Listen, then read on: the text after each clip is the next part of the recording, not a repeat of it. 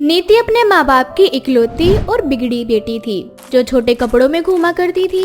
साथ ही अपने बिगड़े दोस्तों के साथ नशे पते किया करती थी। और कभी कभी तो ऐसा होता था कि वो बिना अपने माँ बाप को बताए 2-2 3-3 दिन घर से गायब रहा करती थी। ये सब देखकर एक दिन नीति के पिता नीति की माँ से बोलते हैं, कौशल्या, मैं तुम्हारी बेटी से परेशान आ चुका हूँ। अब मैंने ठान लिया है जल्द से जल्द इस लड़की की शादी ऐसे घर में कराऊंगा जो एक संस्कारी परिवार हो। जब ये अपने ससुराल में जाकर साड़ी पहनकर घूंघट में रहेगी तब इसे अक्ल आएगी। पर मुझे नहीं लगता कि नीति ऐसे घर में शादी करेगी। नीति शादी करेगी कौशल्या, क्योंकि उसे अमीर लड़का चाहिए और उसकी शादी अमीर घर में ही करूंगा। इस तरह से नीति के माता पिता विवेक नाम के एक बहुत ही समझदार और संस्कारी लड़के से उसका रिश्ता तय कर देते हैं और बड़ी ही मुश्किलों से नीति की सच्चाई छुपाकर उसकी शादी विवेक से करवा देते हैं। शादी के अगले ही दिन नीति छोटे कपड़े पहनकर खाने की टेबल पर आती है। नीति के छोटे कपड़े देखकर नीति की सास कुसुम को बहुत गुस्सा आता है। बहू, क्या है ये सब? आज घर में तुम्हारा पहला दिन है। आज तुम्हारी पहली रसोई होनी थी और तुम खाने की टेबल पर ऐसे छोटे कपड़े पहन कर आ गई। तुम्हारे माँ बाप ने तुम्हें संस्कार नहीं दिए क्या? अगर मेरे माता पिता ने मुझे संस्कार सिखाए होते तो ऐसे संस्कारी घर में वो लोग मेरी शादी नहीं कराते। आप लोगों का नहीं पता, पर मैं तो ऐसे ही रहती हूँ और इसीलिए मैं ऐसे ही रहूंगी। अगर किसी को प्रॉब्लम हो तो वो इस घर से जा सकता है। बेशरम कहीं की, तुझे शर्म नहीं आती? हमारे ही घर में रहकर हमें ही घर से निकलने की बात कह रही है। अरे औरों के घर की बहुएं सुबह उठकर घर में पूजा पाठ करती हैं, पर मेरी बहू तो घर में आकर बेशरम वाली बातें कर रही है। अब क्या कर सकते हैं मम्मी जी? अब जो हूँ जैसी हूँ, मैं ही इस घर की बहू हूँ और ये घर मेरे पति के नाम से है ना। अगर आप लोग चाहते हैं कि मैं आप लोगों को इस घर में रहने की जगह दूं, तो आप मेरे हिसाब से ढल जाइए। इस तरह से नीति ब्रेकफास्ट करके चली जाती है और जब ये बात विवेक को पता चलती है तो विवेक कमरे में जाकर नीति से बोलता है, तुम इतनी बेशर्म हो, मैंने कभी नहीं सोचा था। अरे तुम्हारे माँ बाप ने मुझसे कहा कि हमारी बेटी सुधर जाएगी, बस उसे थोड़े प्यार की जरूरत है। मैंने इसीलिए तुमसे शादी करी, पर मुझे नहीं पता था कि तुम इतनी बेशर्म हो कि शादी के अगले दिन ही अपनी हरकतें दिखानी शुरू कर दोगी। अब पता चल चुका है ना, तो प्लीज अब लेक्चर मत दो और ये सोचो कि तुम सब मुझे कैसे झेल पाओगे।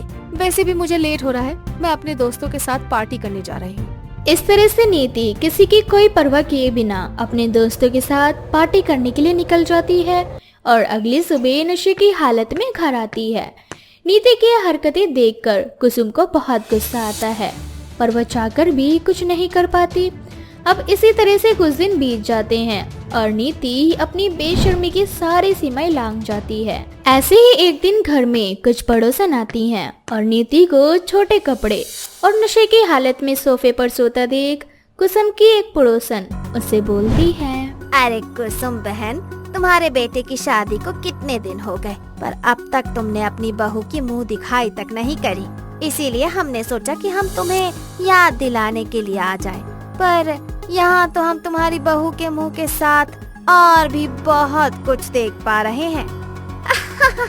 तुम बिल्कुल सही कह रही हो बहन। कुसुम की बहू को देखकर ऐसा लग रहा है मानो जैसे संस्कारी बहू नहीं, बेशरम बहू उठाकर ले आई हो। राम राम राम, ऐसी बहू किसी को ना दे। अरे नहीं नहीं बहनों, तुम सबको कोई गलतफहमी हो रही है। ऐसा कुछ नहीं है जैसा तुम समझ रही हो।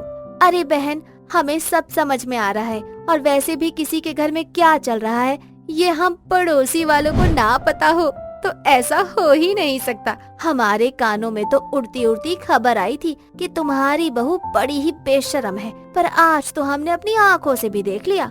कुसुम की पड़ोसन उसे उसकी बहू के लिए ताने मार ही रही होती है कि तभी नीति होश में आती है और उठकर पड़ोसन से बोलती है, तुम सब यहाँ मेरी सास से मेरी चुगली करने आई हो।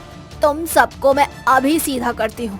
इतना बोलकर नीति लड़खड़ाते हुए एक पड़ोसन के ऊपर गिरती है और उसके ऊपर उल्टियाँ कर खुद बेहोश हो जाती है और यह देखकर कुसुम की पड़ोसन उससे बोलती है, हे भगवान, कुसुम बहन, तुम अपने घर में बहू लेकर आई हो ये ड्रामा। देखो तुम्हारी बेशरम बहू ने मेरा क्या हाल किया है। हे भगवान, मैंने गलती नहीं पाप कर दिया जो मैं इनके घर इसकी बेशरम बहू को देखने आई। मैं अपनी बहू की इस हरकत के लिए तुम दोनों से माफी मांगती हूँ। अरे तुम्हारी माफी का हम अचार डालेंगे क्या? अब हम कभी नहीं आएंगे तुम्हारी बेशरम बहू को देखने। इस तरह से कुसुम की पड़ोसने वहाँ से चली जाती है और कुसुम रसोई घर में पानी लाकर अपनी बहू के मुंह पर डालती है। अब नीति का सारा नशा टूट जाता है और वो चिल्लाती हुई अपनी सास से बोलती है, ये क्या बदतमीजी है मिस मम्मी जी? अगर इसे बदतमीजी कहते हैं बहू, तो तूने अभी जो किया पड़ोसियों के साथ उसे क्या कहते हैं? हमने बहुत सह लिया तुम्हारा ये ड्रामा। अब कान खोलकर मेरी बात सुन लो। अगर तुम नहीं सुधरी तो हम एक असली सास बनकर तुम्हें दिखाएंगे। हाँ। इतना बोलकर कुसुम गुस्से में वहाँ से चली जाती है, जिसके बाद नीति खुद से बोलती है, मिस मम्मी जी, आप नहीं जानती आपने किससे पंगा लिया है। इतना बोलकर नीति अगले दिन अपने घर पर अपने कुछ फ्रेंड्स को बुलाती है, जहां वो अपने सभी फ्रेंड्स के साथ छोटे कपड़े पहनकर डांस कर रही होती है, साथ ही नशा भी। घर से आ रही तेज आवाज सुनकर पड़ोस की कुछ औरतें आकर कुसुम को भला बुरा सुनाने लगती है और कुसुम की बहू की ऐसी बेशर्मी देखकर उस पर थू-थू करने लगती है, जिसके बाद कुसुम नीति के सभी दोस्तों को घर से बेइज्जत करके निकाल देती है। तुम सब मेरे घर से निकलो, ये मेरा घर है, तुम्हारा क्लब नहीं है। तुम सब छोटे कपड़े पहनकर हाथों में दारू की बोतल लेकर नाच गाने कर रहे हो यहाँ। हाँ? मिस मम्मी जी, वो मेरे दोस्त हैं। खबरदार अगर आपने और बदतमीजी से मेरे दोस्तों से बात की तो। और ये मेरा घर है बहू, अगर तुम सबको पार्टी करनी है तो जाकर क्लब में करो या रोड पर। मेरे मंदिर जैसे घर में अगर अब कभी शराब या नशे से जुड़ी कुछ भी चीज आई तो मुझसे बुरा कोई नहीं होगा बहू। और अगर अब तुम्हारे दोस्त ऐसे आधे अधूरे कपड़े पहनकर मेरे घर आए तो अगली बार मैं तुम्हारे दोस्तों के साथ तुम्हें भी धक्के मारकर घर से बाहर निकाल दूंगी। इस तरह से कुसुम वहाँ से चली जाती है, पर नीति के सभी दोस्तों को अपनी गलती का एहसास होता है, पर अब भी नीति को अपनी गलती का एहसास नहीं होता।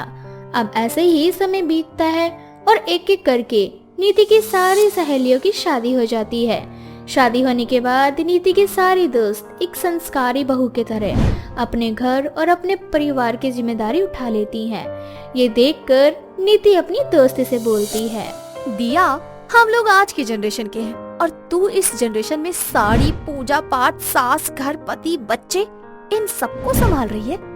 हाँ नीति, शादी से पहले मैं आजाद थी, पर शादी के बाद मेरे ऊपर मेरे साथ साथ और भी कई लोगों की जिम्मेदारियां हैं, जिसे मैं बखूबी तरीके से उठाना जानती हूँ। और वैसे भी कहते हैं ना, जैसा देश वैसा भेष। और सच बताऊं, मुझे अब साड़ी, पूजा पाठ करना बहुत पसंद है। वैसे भी मैं हमेशा संस्कारी बहू बनकर रहना चाहती थी, तुम्हारी तरह नहीं जो अपने ही घर की इज्जत को रोड पर लाकर उसे बार बार तार तार करती है। दिया की बातें सुनकर उसे अपनी गलतियों का एहसास होता है और वो अपनी भूल सुधारने के लिए अगले दिन साड़ी पहनकर घर में सुबह सबसे पहले उठकर पूजा करती है। ये सब देखकर कुसुम को बहुत अच्छा लगता है और कुसुम नीति को माफ कर देती है, जिसके बाद नीति एक संस्कारी बहू की तरह अपने घर की सारी जिम्मेदारियों को बखूबी तरीके से उठा लेती है और उसे निभाती भी है। अनाथ बच्चे का जादुई खिलौना। मनोज आंखों में आंसू लिए शहर से अपने गांव वापस आ रहा था। शहर से गांव आने का सफर वो ट्रेन से तय करता है। ट्रेन में बैठा बैठा वो अपने आंसू पोंछ रहा होता है। हर तरफ लोगों की भीड़ और लोगों का शोर शराबा होता है, लेकिन मनोज अपने आंसुओं को पोंछते हुए चाय वाले से कहता है, भैया जरा एक चाय देना, 10 रुपए का है चाय। जी, एक दे दीजिए चाय। चाय वाला मनोज को चाय देता है और मनोज चाय पीने लग जाता है। ट्रेन जाकर एक स्टेशन पर रुकती है। मनोज ट्रेन से उतरता है और आसपास के नज़ारे को देखने लग जाता है। मनोज को किसी बच्चे के रोने की आवाज सुनाई देती है। मनोज इधर उधर देखता है, उसे समझ नहीं आता कि वो बच्चा कहाँ रो रहा है। सभी ट्रेनों के चलने की आवाज आती है। मनोज ट्रेन के अंदर बैठ जाता है। ऐसे ही जाते जाते ट्रेन फिर से एक स्टेशन पर रुकती है। मनोज फिर से ट्रेन से नीचे आता है और मनोज को फिर से उसी बच्चे के रोने की आवाज आती है। वो बहुत हैरान हो जाता है। मनोज उस बच्चे की आवाज की तरफ खींचा चला जाता है और वो उस बच्चे को ढूंढता हुआ यहाँ वहाँ चलने लग जाता है। थोड़ी देर में ट्रेन भी वहाँ से चली जाती है। मनोज का ध्यान सिर्फ और सिर्फ बच्चे की आवाज पर होता है। मनोज बच्चे को ढूंढने लग जाता है। चलते चलते मनोज जंगल की तरफ निकल जाता है और वो देखता है कि पेड़ के पास एक बच्चा जो कि 5-6 साल की उम्र का होगा, वो बहुत रो रहा था। मनोज उसके पास जाता है और उससे कहता है, क्या हुआ? तुम इतना रो क्यों रहे हो? और इस जंगल में क्या कर रहे हो तुम? तुम जाओ यहाँ से, यहाँ मेरी कोई मदद नहीं करने वाला। अरे बताओ, आखिर बात क्या है? मैं तुम्हारी मदद करूंगा। मैंने कहा ना कि तुम जाओ यहाँ से। ऐसा कोई नहीं है जो मेरी मदद कर सके, सब अपना फायदा देखते हैं। अरे ऐसा नहीं है, मैं जरूर तुम्हारी मदद करूंगा बच्चे। बताओ आखिर क्या बात है? मेरा ये खिलौना टूट गया और मेरा इस दुनिया में कोई नहीं है जो मेरे खिलौने को ठीक कर सके, क्योंकि मैं तो अनाथ हूँ ना, मेरे माता पिता भी नहीं है। अच्छा, तो ये बात है। चलो, मैं तुम्हें नया खिलौना दिला दूंगा, लेकिन यहाँ से चलो। ये जंगल तुम बच्चों के लिए बिल्कुल भी सुरक्षित नहीं है। तुम क्या, बल्कि यहाँ तो बड़े लोग भी सुरक्षित नहीं है। यहाँ तो देख कर ही लग रहा है कि कोई जंगली जानवर वगैरह आ सकता है और तुम पर हमला कर सकता है। इसीलिए एक काम करो, तुम मेरे साथ चलो। मुझे नया खिलौना नहीं चाहिए। ये खिलौना मेरे माता पिता की आखिरी निशानी है और ये बहुत ही कीमती खिलौना है, मगर ये जब से टूटा है तब से इसने काम करना बंद कर दिया है। अच्छा ठीक है, मैं इस खिलौने को ठीक कर दूंगा, लेकिन अभी तुम यहाँ से चलो। मनोज उस अनाथ बच्चे को अपने साथ उसी रेलवे स्टेशन पर ले जाता है। वहाँ से टिकट बुक करता है और उस बच्चे को अपने साथ अपने गांव वापस ले जाता है। गांव आने के बाद वो बच्चा मनोज से कहता है, आप मेरे खिलौने को कब ठीक करोगे? अभी ठीक करूंगा, तुम मेरे साथ मार्केट चलो, मैं वहीं से तुम्हारा खिलौना ठीक करवाता हूँ। मनोज उस बच्चे को लेकर मार्केट चला जाता है और उस बच्चे के खिलौने को ठीक करवाने के लिए मनोज बहुत सारी दुकानों पर जाता है, मगर वो खिलौना कोई भी दुकान वाला ठीक नहीं कर पाता। मनोज परेशान हो जाता है कि आखिर ऐसा क्या है इस खिलौने में जो कोई भी दुकान वाला ठीक नहीं कर पा रहा।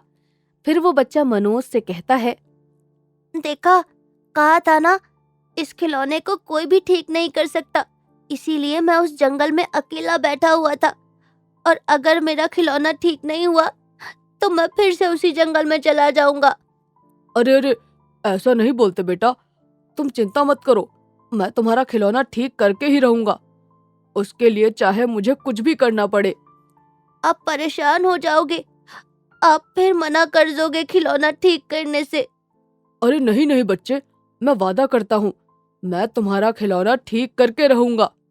ये सुनकर बच्चा खुशी से मनोज को अपने गले लगा लेता है। मनोज भी खुशी से उस बच्चे को अपने गले लगा लेता है। ऐसे ही कुछ दिन बीत जाते हैं। मनोज उस बच्चे के साथ सो रहा होता है। तभी मनोज की अचानक से आंख खुलती है और मनोज बच्चे के खिलौने के बारे में सोचने लग जाता है और खुद से कहता है, कितना मासूम है ये, इसको इसके खिलौने से इतना लगाव है, क्योंकि ये खिलौना इसके माँ बाप की आखिरी निशानी है। क्यों नहीं इस बच्चे को ये खुशी मैं ही दे दूं। मैं खुद कोशिश करता हूँ, इस खिलौने को ठीक करता हूँ। मनोज उस बच्चे के खिलौने को ठीक करने लग जाता है। काफी मशक्कत के बाद आखिरकार अंत में मनोज खुद उस खिलौने को ठीक करता है और जैसे ही वो खिलौना ठीक होता है, उस खिलौने से सोने के सिक्के और चांदी के सिक्के निकलना शुरू हो जाते हैं। ये देखकर मनोज बहुत हैरान हो जाता है और तभी वो बच्चा उठकर बैठ जाता है। मनोज हैरानी से उस बच्चे को देखने लग जाता है और खिलौने को भी देखने लगता है। वो खिलौना एक यंत्र में बदल जाता है। तभी वो बच्चा एक जादूगर का रूप ले लेता है और मनोज से कहता है, क्या हुआ मनोज, ये सब देखकर हैरान मत हो, तुमने आज मेरी बहुत बड़ी मदद की है। ये सब क्या है और आप कौन हैं? मैं एक जादूगर हूँ और हम जादूगर का जादू हमारे जादू यंत्र में होता है। और कुछ समय पहले मुझे एक ऋषि मुनि ने श्राप दिया था, जिस कारण मेरा जादुई यंत्र एक खिलौने में बदल गया था और उसकी सारी जादुई शक्तियां छिन गई थी। और हम जादूगरों के यंत्र की शक्तियां छिन जाएं तो इसका मतलब है कि हम जादूगरों का कोई मोल नहीं होता। श्राप मुक्त होने के लिए ये कहा गया था कि यदि कोई इंसान तुम्हारा ये यंत्र ठीक कर पाए तो ये यंत्र श्राप मुक्त हो जाएगा। और देखा जाए तो बहुत लोगों ने प्रयास किया, लेकिन कोई भी इस खिलौने को ठीक नहीं कर पाया।